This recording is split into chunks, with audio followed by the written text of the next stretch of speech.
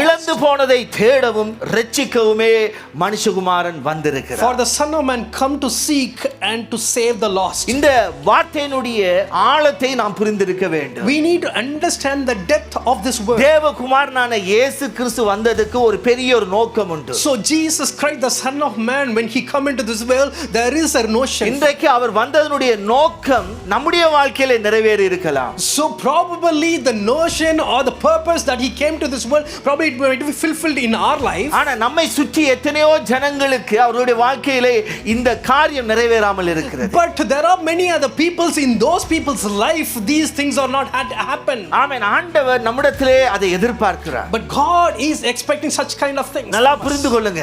Just understand this. ஆண்டவருடைய அந்த இரட்சிப்புக்கு ஒரு காரணம் உண்டு. So for God's salvation there is a purpose.